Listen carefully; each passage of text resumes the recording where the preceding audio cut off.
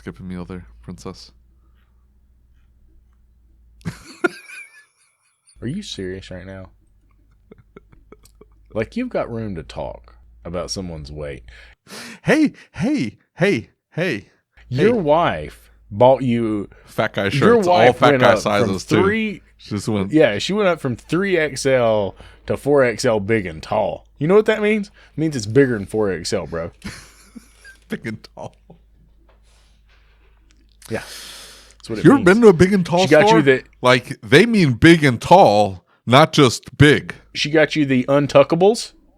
She got you the untucked shirts. So it doesn't look funny, right? And that was her way of saying, David, please stop tucking your shirt. Right? That's what she was saying, David. You want to talk about my weight? We'll talk about your weight, David. She bought you stretchy jeans, David. I'm wearing stretchy jeans right now. You want to see them? No, I don't.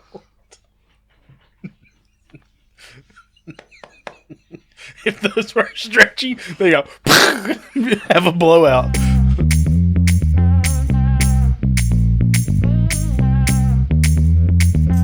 How to handle a service client that's intimidated by a thorough DVI. Had one in last week that was angry and then became apprehensive and accusatory, and that we were so detailed. I had to talk her off the ledge twice, but finally she understood why we go to those lengths and was content and authorized the recommended services. 2 battles to win the war. Yep. I've been through this 3 or 4 times recently. And all of the times it's because something went wrong in our process. The first thing is that we ask clients, hey, would you like us to make you aware of any safety or reliability concerns with your automobile? You ask? I ask every single time. We don't ask. And so that's part of our process. The other part of our process is that we explain, right? So when I'm talking to a client, Mr. Client, what we're going to do is we're going to do a complete evaluation of the vehicle when we have it in. Now, Mr. Client, this is not an effort to sell you something like a lot of folks do. This is really an effort to make sure you and I are on the same page in regards to the condition of the vehicle. Mr. Client, years ago, I had a situation where I replaced a rear end in a client's vehicle per her request. And later, the transmission came out of that vehicle, and she was really upset with me. Now, if I had documented everything I heard and saw with that vehicle, we probably could have stemmed that at the beginning, and she wouldn't have come back and said, Lucas, if you had told me that the transmission was coming out, I would not have replaced that rear differential. I would have gotten rid of the car. I felt terrible about it. So this is my way of making sure that doesn't happen. And it's a true story, right? It was my screw up, and I remember it to this day. I put a differential in, and it was a manual transmission vehicle. I heard noise in it, and she didn't want to know about it. She, at the time, and she had amnesia, right? Like, I had said to her, hey, this thing's making some noise. I'm concerned about it, but she doesn't remember that. Okay. Yeah, they never remember. Exactly. And so when you have it documented and you've got recorded phone calls, yeah, I don't ask. And so I don't ask. You just tell them. I think it's important to ask. I think it's important to give them a choice, right? Would you like us to make you aware? Listen to me. Let me finish talking, Missy. I think it's important to give them a choice because what it does is it helps qualify them for the shop. Okay. Now, I don't mind to go ahead and service the vehicle for what it's there for this time. Okay. But I'm very, very aware that this client may not be a good fit for my facility because this is how I make sure that I keep you in a safe and reliable vehicle. I will, if they say no, because first of all, right, I'll never forget Rick White saying this. He said, if somebody would say no to, I don't want you to make me aware of safety and reliability issues with my vehicle, what kind of client is that? Right? Especially if they've got their kids in it. What kind of person is that? Are they, and it's not even about selling service. Are they ever going to be reasonable to deal with? No. Look, my peace of mind is not about selling things. They could just be broke. They could just be broke. Listen, I remember going in and getting surprised with an inspection. You bring it in, I need this one thing fixed, and all of a sudden they're coming at me with all this junk wrong with my car. And I get it. Like, I didn't know the condition of the car. I'm just driving it every day. It runs. So what do I know, right? That's not the point. I tell them, hey, we inspect the whole vehicle. We have a 54-point safety and reliability inspection. That's so you're fully aware of the condition of the vehicle. Yep. That's it. You don't have to buy anything from it. And I don't even go past that point. Like, if they ask and say, well, you guys are going to try to sell me, I've never had anybody ever say, oh, you guys are just going to look for stuff wrong with it. No, they usually tell me. And these are decline everything, don't care what's wrong with it. I'm going to drive it away with the blown up wheel bearings, which just happened recently. We inspected this PT Cruiser, and they're like, oh, it's making these airplane noises. Yeah, both front wheel bearings were about to come loose. But we told them, hey, we're going to inspect the whole vehicle so you know the complete condition of the vehicle, and then we're going to quote everything out. You can decide what you're going to do with the vehicle at that point. If you want us to fix it, we're happy to fix it for you. If you don't want to fix it, that's fine. Just hit the decline button. But we want to make you fully aware. Absolutely. Everybody understands that. Everybody understands it. But the only reason, in my opinion, that this person got upset is because they weren't told what was going to happen at the beginning. They were surprised by process. Yeah. They did not understand the process.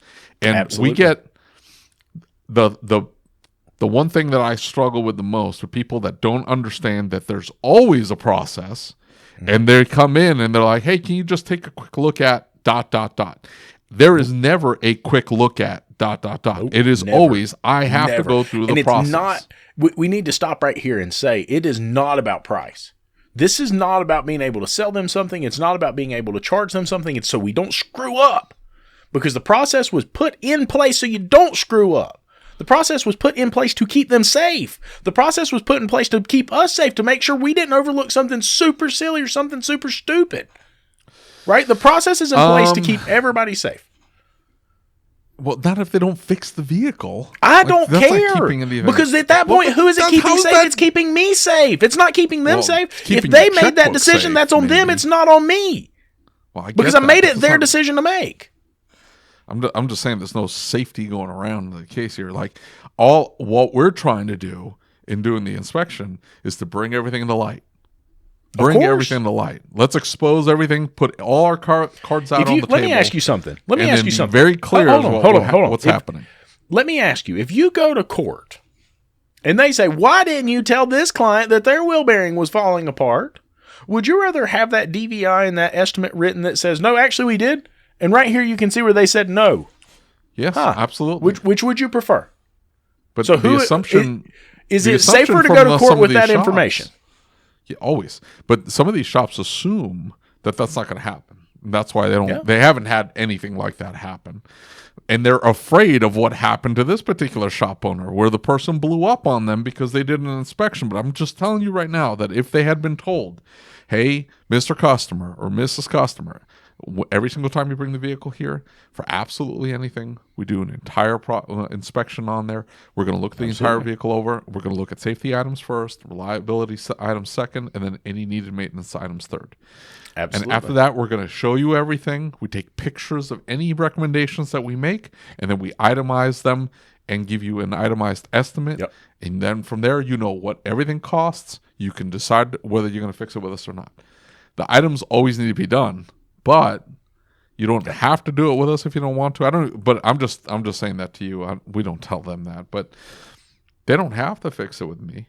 No, but I want to be able to show that, yeah, we told them about it, and then they physically decline that that service. It's almost like when you questioned, you give them a choice. I absolutely give them a choice. Doesn't mean that I'm not looking at the vehicle. I might not do the DVI process where I send them that documentation. At that point, the client is standing here, right? Most of my clients schedule themselves, and it asks in there, would you like us to make you aware of any safety or reliability concerns? If they say no, I'm calling and having a conversation with them. I want to explain a little bit about our process, right? Yeah. If it's an existing client, I do not have that conversation every single time. If it is not an existing client, every single client, have that conversation. Let me tell you about our process so you know what to expect when you arrive. Here's how long it's going to take. Here's what it's going to look like. You're going to get one text and email from me first. That's going to be the digital vehicle evaluation that we perform called the Peace of Mind. It's going to have all the pictures, videos. It'll be like you're in the bay with the technician. Next, we'll begin to create estimates for all of those things. It doesn't mean those things need to be done right now. It's our way of keeping you in tune with the vehicle and helping educate you about the condition of the vehicle. That way we can ensure there's no safety or reliability concerns that we know of that you weren't made aware of. Okay?